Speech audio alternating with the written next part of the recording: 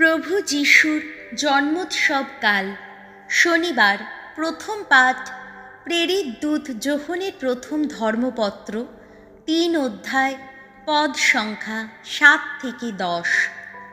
যে কেউ ঈশ্বরের সন্তান সে কোনো পাপ করে না। আমার স্নেহের সন্তানেরা, দেখো কেউ যেন তোমাদের বিপথে নিয়ে না যায়। যে ধর্মাচরণ করে সে তো ধর্মিষ্ঠ, স্বয়ং যিশুই যেমন ধর্মিষ্ঠ। আর যে পাপাচরণ করে সে শয়তানেরই লোক, কারণ শয়তান সেই আদি থেকেই পাপ করে আসছে।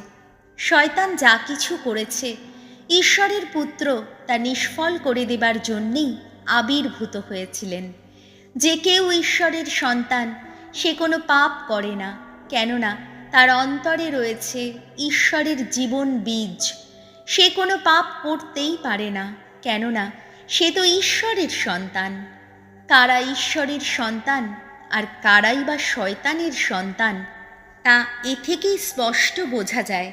যারা ধর্মাচরণ করে না কিংবা নিজেদের ভাইদের ভালোবাসে না, তারা কেউই ঈশ্বরের সন্তান নয়। প্রভুর বাণী, শাম সঙ্গীত ধুয়ো। আজ সারা জগৎ পরিত্রাতার পেয়েছে দর্শন। ভগবানের উদ্দেশ্যে গাও আজ নতুন গীতিকা। করেছেন তিনি কত অপরূপ কাজ। তার ওই ডান হাতের শক্তিতে, ওই পুণ্য বাহুরি শক্তিতে ত্রাণ কর্ম করেছেন তিনি। ধুয়ো। আজ সারা জগৎ পরিত্রাতার পেয়েছে দর্শন। গর্জন করুক এখন সমুদ্রের ঢেউ। সমুদ্র গভীরে যত প্রাণী, গর্জনে মুখর হোক নিখিল জগৎ। জগতের যত অধিবাসী, নদ নদী ঘন ঘন দিক করতালি। পাহাড় পর্বত সমস্বরে গেয়ে যাক আনন্দের গান। ধুয়ো। আজ সারা জগৎ পরিত্রাতার পেয়েছে দর্শন। ভগবানের সান্নিধ্য সুখেই আনন্দের গান। তিনি তো নিখিলের বিচার করতেই আসছেন। ধর্মের নীতিতে বিচার করবেন তিনি সমগ্র পৃথিবী। সকল জাতিকে তিনি বিচার করবেন ন্যায়ের বিধানে। ধুয়ো।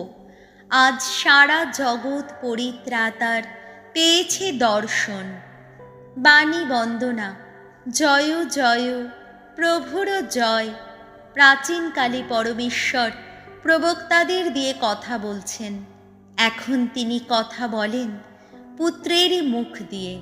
জয় জয় প্রভুর জয়। যোহন রচিত মঙ্গল সমাচার ১ অধ্যায় পদ সংখ্যা ৩৫ থেকে ৪২। খ্রিস্টের দেখা পেয়েছি। একদিন দীক্ষাগুরু যোহন তার ২ জন শিষ্যকে নিয়ে সেখানে আবার দাঁড়িয়ে আছেন। সেই সময় যিশু সেখান দিয়ে হেঁটে যাচ্ছিলেন। যোহন তার দিকে তাকিয়ে তখন বলে উঠলেন, ওই দেখো ঈশ্বরের মেষ শাবক। সেই ২ জন শিষ্য তার এই কথা শুনে তখন যিশুর পিছনে পিছনে এগিয়ে চললেন। যিশু হঠাৎ ফিরে দাঁড়ালেন এবং তাদের ২ জনকে তার পিছনে আসতে দেখে জিজ্ঞেস করলেন, তোমরা কি চাও? তারা উত্তর দিলেন, রাব্বি অর্থাৎ গুরুদেব, আপনি কোথায় থাকেন? তিনি তাদের বললেন, এসো দেখে যাও। তাই তাঁরা গেলেন, গিয়ে দেখলেন তিনি কোথায় থাকেন এবং তারা সেই দিনের বাকি সময়টা তার সঙ্গেই কাটালেন। তখন প্রায় বিকেল ৪টে। যোহনের কথা শুনে এই যে ২ জন যিশুর পিছনে পিছনে গিয়েছিলেন, তাদের একজন ছিলেন সিমন পিতরের ভাই আন্দ্রিয়। তিনি সোজা গিয়ে তার ভাই সিমনের সঙ্গে দেখা করলেন। তাকে বললেন, মসীহের দেখা পেয়েছি আমরা। মসীহ কথাটির অর্থ হল খ্রিস্ট। তিনি সিমনকে নিয়ে এলেন যিশুর কাছে।